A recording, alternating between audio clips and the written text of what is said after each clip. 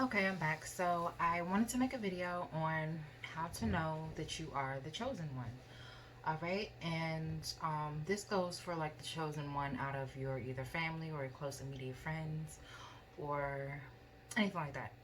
So basically, we're just going to do a brief synopsis of what the chosen one is. The chosen one is typically the individual who's on their spiritual path. Um, they typically have either opened their third eye, in the process of opening their third eye, or they just have always had a sense or feeling within inside of them that they were just different and something was off. But when I say something being off, it's really that something is on, but you're just off to everyone else, if that makes sense. Okay, so we're just gonna go right into it, because I really don't have that much time, so I just want to go ahead and just make this video really quick. So I came up with a list. I do have a list over here that I'm looking at, and I'm gonna touch on some of these things. Some of them tie into each other, so I'm not gonna really like number anything like that. We're just gonna talk about it. All right. So one good reason to know if you are the chosen one is that would be that you are the scapegoat or the black sheep in your family. And the scapegoat is the person who the family either blames for everything, or you're the reason why something. So it could be that maybe your parents got divorced or something like that, and your mom was like, "You're the reason you're the reason your dad left me," or if it wasn't for you, I wouldn't be an alcoholic, or what's other things that is like another sign, maybe like um you're the reason why I wasn't able to do what I had to do because I had you at an early age, so I had to da da da da, and they kind of it's like a resentment thing that they have towards you, um, and it's really not your fault, but for some reason they will make it like it's your fault. So that's that's what a scapegoat is. The black sheep and the scapegoat are typically like the same person, typically like the same thing. Um, the black sheep of the family is just the outcast. So you can feel like you just don't belong in your family, or you're the one who's on your spiritual path, and everyone looks at you like you're crazy. Um, Also, the family could also outcast you in a certain way or form. Maybe your family has a family text thread or something, and you're not included on it, or maybe when the family goes to plan gatherings and things like that, they don't even ask you. Or maybe at a family gathering, when you walk into the room, everyone either gets quiet or it's a little awkward, or you can feel the energy shift or change. Um, any of those things, and there's plenty more that I'm not touching on, but most of those things that I just said are like basic red flags to know if you're either a scapegoat or the black sheep of your family. And 9 times out of 10, if you even came across this video, that's your answer right there. Because that's you doing a soul search within yourself because you feel like something is wrong or something is off or something's different about you. So if you feel that way, trust your gut instinct. You're probably a black sheep or scapegoat of your family. So that is one reason that you can know if you are chosen. Another reason would be that you are extremely sensitive or maybe an empath. And extremely sensitive could be like you're sensitive to a lot of things. It could be sensitive to touch, like sensitive to touch. So like if you have a shirt or something that has like a tag that's just like irritates you, like super irritates you, you're just sensitive to touch. That's one way of being a highly sensitive being. It could be that you're sensitive in your emotional body, meaning that certain things that penetrate you, like emotionally, then you really, really, really, really, it really impacts you. So like it could be that you're watching a certain TV show and you could be watching something where someone's being outcasted or bullied or something like that, and it just really, it hits you and it makes you feel some type of way, or like you feel maybe like you want to cry, or you get really upset, or you know, things like that. um, that's like a highly sensitive being. Highly sensitive beings too, they also pay attention to everything a person says and does. And when I say that, it's not like, okay, you're having a conversation with someone and, you know, they're just like, I don't know, they say something, but whatever they say, it's like you're hearing what they say, you're hearing it, you're also feeling their energy, and you're also paying attention to body cues and body language and the way their eyes are, or hand movements. Like, you just really, really, really pay attention to everything. That's how you know that you're a highly sensitive being, and that, you know, you possibly could be a chosen one. You also are an empath. Highly sensitive beings and empaths are like the same type of person. So an empath would be someone who can walk into a room and feel the emotions and energy of anyone around them. It could be that you just walked into work and you know that your boss is mad and you haven't even seen your boss yet, but you just have a feeling that something is off.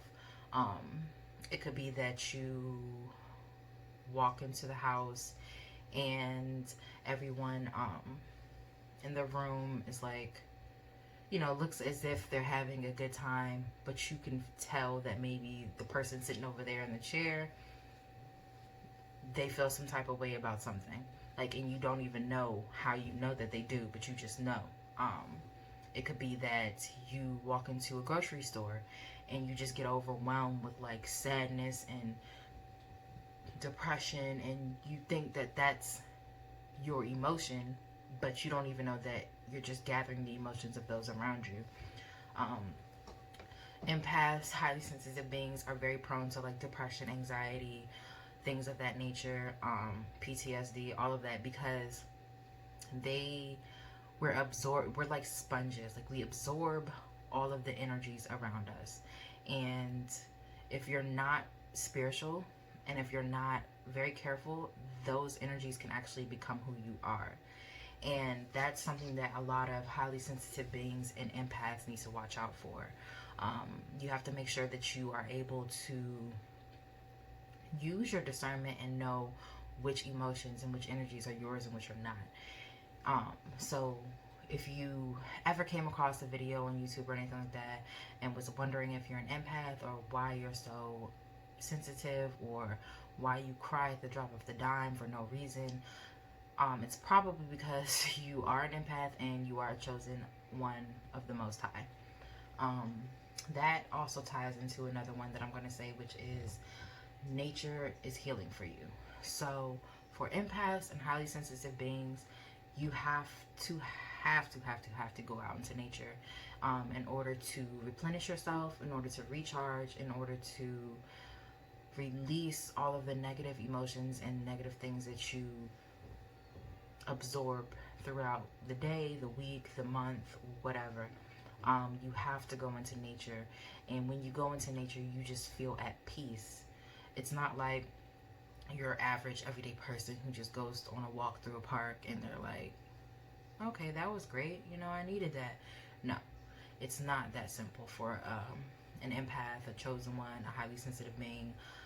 It's not that simple. When we go out into nature, it's almost like we're at home, and you feel more connected to things around you. You notice the animals, the birds. Maybe you're sitting by a tree and then like a blue jay just comes and sits on a branch in front of you, and you know that that blue jay was sent to you as a spirit animal to give you a sign or a message or something like that. Like, we see nature as signs, symbols, and messages. So that's why an empath or a chosen one or a highly sensitive being or a black sheep, that's why we have to be in nature as much as possible, because the Most High, the Creator, will send us messages through nature, because that's just how it's always been, you know, in life before social media, internet, the government, and all the agendas and distractions that have been placed into this world. So if nature is something that you feel like you know you cannot live without, you're probably a chosen one. Another thing is that you were bullied or teased growing up, and it literally can be for absolutely no reason. Um, most of the people who are chosen ones, our energy is super high, and people around us sometimes they take that in a negative way.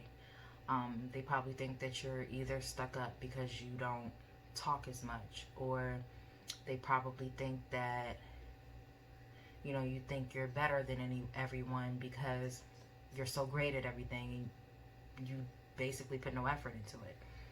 Um, so you get bullied or teased, or they outcast you. Um, like you're a social outcast, you're socially awkward. You really don't know how to keep and maintain multiple friendships because you're always having to take on the energy of whoever you're around. That's just because you're an empath. And you typically do not know how to handle that. So you become socially awkward. You probably have social anxiety.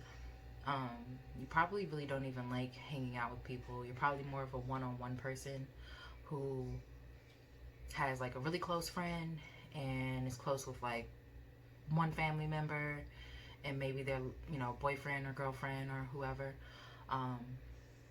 because you've been in your past, in your childhood, I'm sure you've been bullied, you've been teased, you've been socially outcasted, so it's hard for you to trust people in your adult life. And also because of your family who also outcasted you or made you feel like a black sheep or made you feel like something was wrong with you or you were a weirdo or whatever. Also because of them is another reason why you don't typically make a lot of friends, but the friends that you do make they're meaningful friendships. So you probably have like 3 close friends, if that, so you probably are more of a loner, and it doesn't bother you. Like some people, you can be a loner and it will bother you. You'll become depressed. You feel like something's wrong with you. You really probably don't feel like anything is wrong with you. You're a loner by choice, not by default. Okay. Another thing is you were labeled as a troubled child growing up, so, or a rebel. So the chosen ones, we had to go through a lot of hardships early on in life, because at this point, where spirituality is just at the touch of your finger through your phone and you can find out so much information, we had to pass a whole bunch of tests before we even got to this point in our lives. So you probably either were like started smoking weed early, or you probably were drinking and doing drugs, or maybe you were promiscuous. For some of my females, males too, but for females at an early age, maybe you were promiscuous because you wanted to feel accepted, but you just didn't know how to express it, so you did it in a negative way. It could be that you were skipping school a lot, you were talking back, you maybe were a runaway. It's just a lot of things that you probably did that labeled you as a troubled child, a rebel. You just always never really went with the rules. You always broke the rules. You never just went with the flow of everyone else. You tend to do your own thing, regardless if that meant breaking mom and dad's rules or whatever. You just did what you thought that was best for you, always, from an early age on. So they labeled you, and they didn't know that these are things that you had to learn and you had to experience at an early age, only because it would make you who you are in the present moment. All right, so Sorry, I had to stop the video because I am at work. So, but I was on. So you just know things and you don't know why. So the only way I can really explain this is by telling a story that happened to me when I was younger. So I want to say it was around, I was in the eighth, it was like eighth or ninth grade. I don't really remember. Yeah, whatever age that is. So my mom at the time, she was a heavy smoker, and she used to smoke cigarettes, chain smoke cigarettes all the time. And we were on our way back from my dance practice or something like that. And what happened was, she was a closet smoker, so she didn't like to see people. She didn't like people seeing her smoke, or she didn't want people to know that she smoked. So I mean, I knew because I wasn't a stupid child, so I knew. So we were pulling up in the house, pulling up in the driveway, and I don't know, like something just came over me, and I was like, "Mom, can you give me your cigarettes?" And she's like, like first of all, I'm in eighth or ninth grade, telling my mom to give me her cigarettes, right?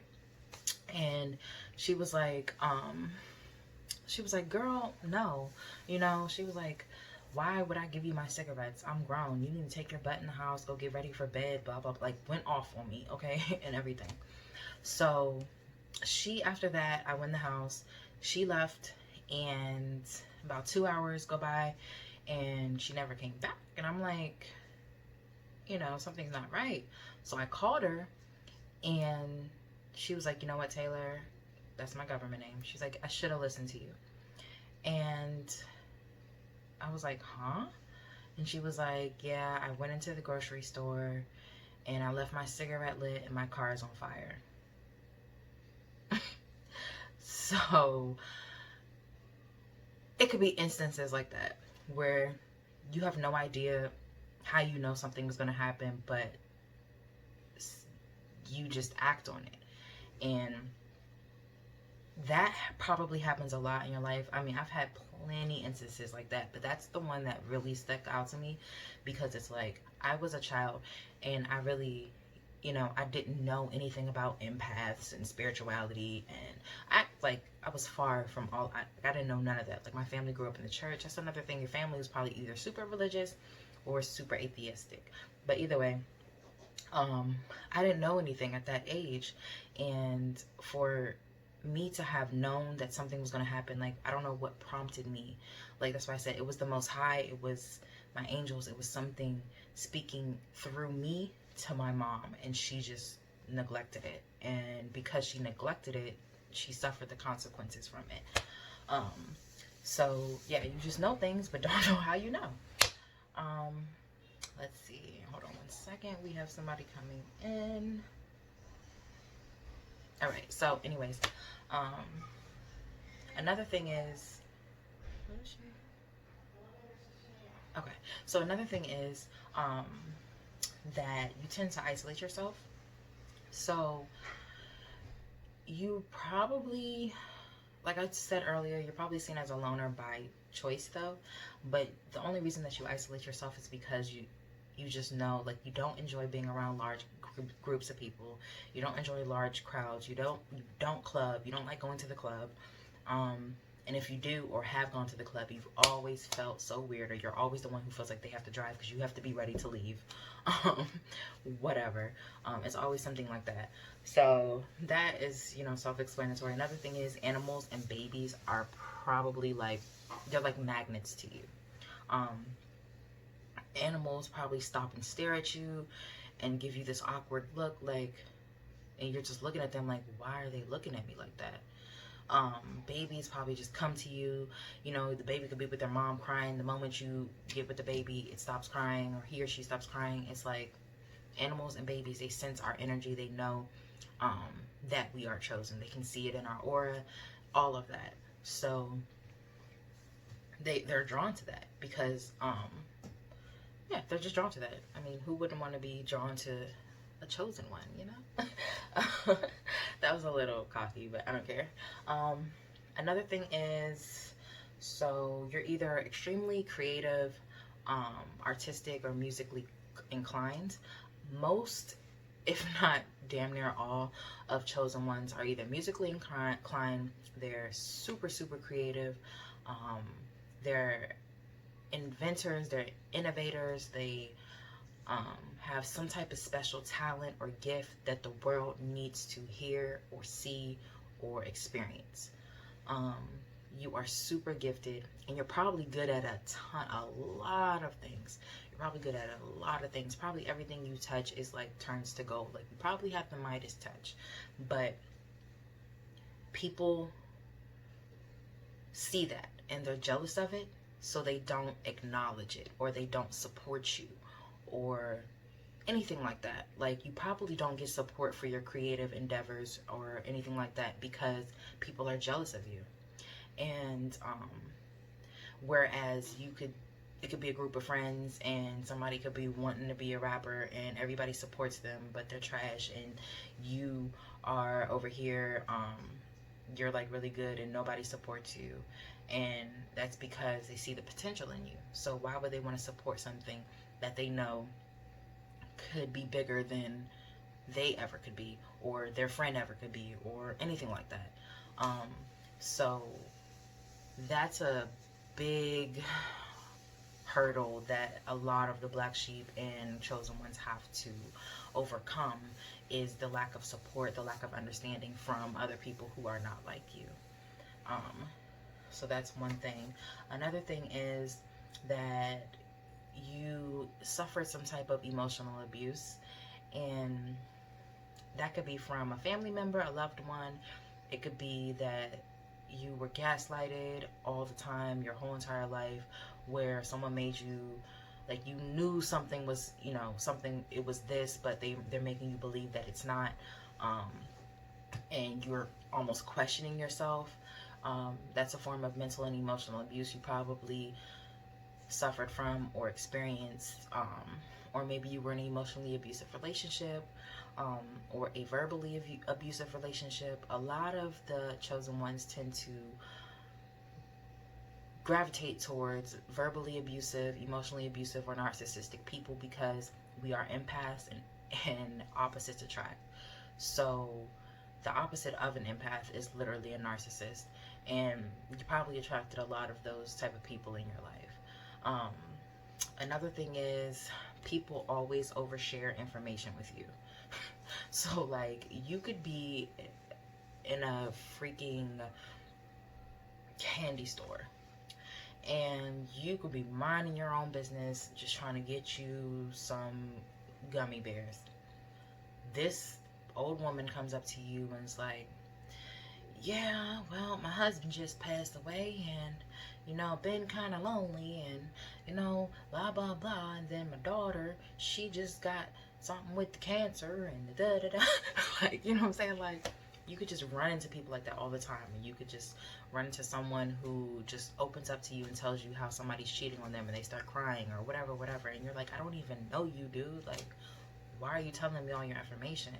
And that's because they know that you are a healing source. Empaths, chosen ones, we are healing sources. We are natural born healers, and we don't have to put any effort into it. Hold on one second. Okay, I apologize.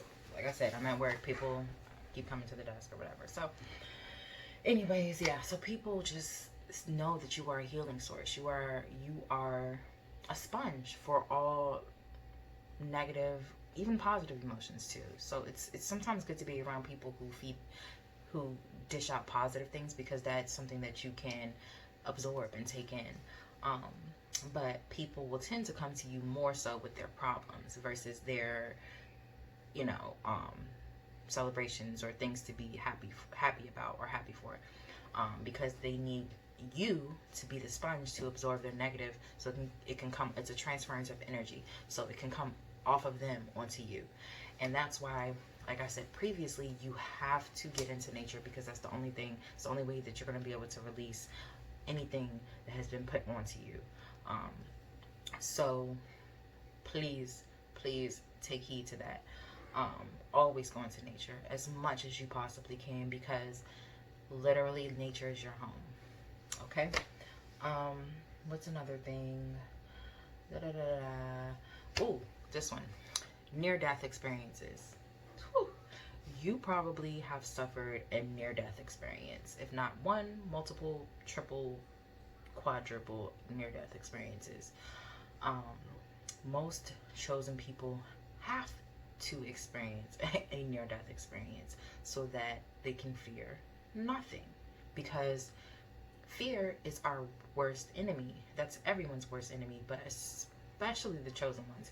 Because we have to know that we're powerful, that we're strong, and we're enough, and that our gift or our talent or our energy, our voice, everything just needs to be felt and heard.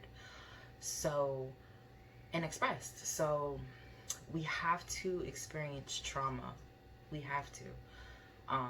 And you probably did have a near-death experience. I will share mine with you. I've had more than one, but I'll share the most significant one. When I was 18, I was labeled a trouble child. And that's because I was smoking and drinking and doing all of that stuff. And my parents told me that they were either going to put me on the street or I had to go into the military. So I did go into the military. I hated it. And it was probably the worst experience of my life, because it was one day because I was stationed out in California, in Petaluma. It's like a small town up in Northern California. And I was out on Liberty, which is like our free day in the military is called Liberty. So I was out on Liberty with a few of the people that I was stationed with, and we went to this little cliff or bluff or something like that, and we were overlooking the Pacific Ocean. And we were sitting in the car, and I was in the driver's seat. I remember it being kind of rainy that day, and it was high tide and everything. So the waves were coming crashing. It just was beautiful because it was early morning, and the sun had just rose, and the sky was still kind of like, when the sun just rises, it's like kind of pinkish, I don't know. It's pretty. So, hold on one second. All right. Okay, sorry, I'm back. So, where was I? So yeah, it was beautiful. The sun had just come up. It was probably about like 7, 8 o'clock in the morning. I don't know, 6, something like that. And we were out there. We were chilling, talking, whatever. And then we all get in the car and we go to leave. So the car, mind you, so like it's like this. The car is parked right here. Right here is the cliff, right? So the car is parked, whatever. It's kind of at a slope, just a little bit. So I go to back out, and I'm going to like try to reverse the car, and the car just rolls forward. Okay, so as the car is rolling forward, the girl that was in the passenger side, she didn't have her seatbelt on or anything. So she was like, what's going on? She's like, slam the brake, slam the brake, slam the brake. So I'm like hitting the brake, I'm slamming the brake, Nothing happens. It's still rolling forward. Very slowly, but rolling. So at this point, I'm like, okay, what the F? So then she's like, stop the car. So we're trying to pull up the emergency brake. It wouldn't pull up and nothing. Like, everything was going wrong. So she jumps out. The guy that was in the back, he gets out as well. I tried to get out, but notice my seatbelt was on, and I don't make it. So the car just starts rolling off the cliff. I'm sorry, because I'm kind of reliving this, and it's wow. So the car just starts rolling off the cliff, and I'm like, I'm about to die. So I just kind of accept my fate. At that point, I was smoking heavy. I was smoking Black and Milds and all this other. Like, I was wild, I'll tell you. So I was smoking. I'm just like, took my puff. I'm like, it is what it is. Went off the cliff. 75-foot cliff, mind you. The car goes off the cliff, nosedives, hits the rocks on the cliff, flips, lands face up. So it doesn't flip over. It just does like a whole 360 and lands face. So the car, like this, the wheels down into the Pacific Ocean. And the crazy thing is, the car landed in between two huge boulders that were in the ocean. So it's like if it would have went a little bit over to the left or to the right, it just would have, I would have smacked into that and I would have been dead on impact. But it went into the, it landed in the water and it started going underneath the water. So all this water is rushing in. I take my last breath, and then that was it. That was like that. That's to me that like that's how my life. That's how I was gonna die. I knew I was gonna die, and I literally accepted my fate. And then I look over to the left, and a light literally shines into the car window. I'm not even lying to you. It was a light, like a literal light that shined into the car window. And in the middle of that happening, I'm like, okay, no, F this. I'm not gonna die. So I get up. I don't know how I unbuckled the seat. I don't remember how I did it. It just all happened so fast. I was able to unbuckle the seatbelt. I did all of that, and I'm kicking. Like, and mind you, I'm underwater, so I'm doing this all in one breath, and I'm kicking. Next thing you know, the door just opens. It flies open under like ocean water. Okay, think about being under ocean water. How do you think you're gonna open a freaking car door under ocean water? It's not really possible. Not humanly possible. I mean, that's a lot of pressure. You know what I'm saying? So I get the door open. I swim out. I remember being mad because I had my favorite Chuck Taylors on and I lost a shoe. But that's besides the point. So I get out. I'm swimming. And mind you, these are like in shark infested waters, killer whales, all of that. Like, this is the ocean, people. Like, this isn't like, I wasn't on a shore. This wasn't a beach. Like, this was a literal like deep ass ocean. Okay.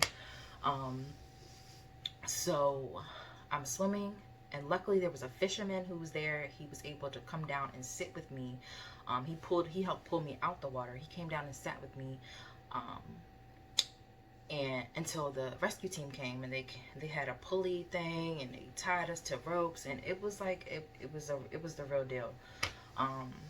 Actually, like, I will leave the article because there's an article on it too as well.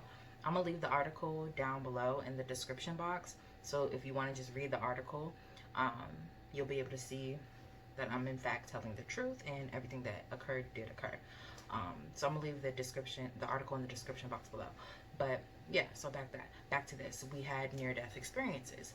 So whatever your near-death experience was, or your, you know, it could have been anything. I also was like robbed at gunpoint. You know, I had a gun to my head and everything like that. Like, anything. It's just traumatic events like that. That's how you know that you are chosen in some way, because you're being fought. If you feel like you've had to fight for your life in any way, shape, or form, like literally physically fight for your life. It could have been like a near-death experience in the hospital. It could have been anything. That's how you know that you are also a chosen one, because the enemy's trying to take us out regardless. Especially before you know who you are, because once you know who you are, you're protected. First of all, you've always been protected, but once you know who you are, that protection is just that much stronger. So that's another reason. What's another thing? So talked on that. Okay, last thing, it's you know, it's small but big. You tend to think more with your heart than your mind, and people criticize you for it. So most of the chosen people, they literally, like, we use our heart like a brain, and we go around life feeling so much, and we go around life just getting by with trusting our feelings and our guts, when everybody else, we try to use logic and things like that. And it's not to say that logic is a bad thing, because there are a lot of things in life that calls for you to just use your logical mind and think about shit. But a lot of things you also can attain and accomplish in life by using your heart and coming from a space of your heart chakra. So you probably think a lot with your heart. You probably get criticized for it. People probably like, you always in your feelings, or you always talking about how you feel, but that's not really facts. Or, you know, that's another thing. Like, they'll try to say how you feel is not factual. People will always try to be like, you probably live in your own world, or you think that you live in a fantasy, and, you know, things like that. People will probably criticize you for always feeling. And that's how you know. Another thing is that that's kind of like being teased or bullied, because it's like the people who don't know how to go through life feeling, the people who don't know how to use their feelings to navigate through this realm of reality, they see that you can do that and they are jealous of it because they're numb. Maybe they lost their sense of feeling. Um, you know, maybe they're just bitter people. I don't know. But you get criticized for it, or you get teased for it, or told that you're crazy because all you do is talk about how you feel, or all you do is express how you feel or go off of how you feel versus thinking about something. And it is very good to think about things versus just going on your feelings. It's good to do that in certain instances, but chosen people, we work better, like I said, from a space of your heart. So us thinking about something, yeah, it would probably help us a lot, but we have to know to trust our heart and our gut instincts, or our intuition. So that's another thing that you could probably throw into knowing that you're chosen. That's really all that I have for that. I'm gonna make another video about chosen ones. It's gonna come up a little bit later, but I just wanted to get this one out here because I've been trying to get this one out here for a long time, but I've been super busy. Like in my very first video that I made, when I was talking about like how my aunt and my cousin were, you know, didn't want me to get a job and do better for myself, I just wanted to give an update that ever since I stopped being around them, I now have, like I said, I just bought me in that video I was sitting in their car. Now I just bought me a new car. I have my own place. I raised my credit 100 and something points. I got a job working as a front desk agent in November of 2019. In January of 2020, I'm now the front office manager. And this is all from me following my heart, following my gut, following my feelings, following my instinct. And see how things happen just fast. It just happened, and I knew that where I was, they were holding me back. And they tried to make me feel like I was doing something wrong by doing what was best for me. And by me even just trusting myself, it got me so far in 3 months. Okay? I was, like I said, November started off as just a regular front desk agent at this hotel. In January, I'm the front office manager, period. And also, it's some other things into works, but I don't like to talk about things until after they happen. So, that's just a word for the wise. You should not just be telling things that haven't happened yet. You shouldn't be sharing things that haven't happened yet unless you're for sure that they're set in stone that they're going to happen, because people will try to sabotage that just based off of jealousy. Okay? But anyways, I love you guys, and I'll be back to make another video soon. Okay?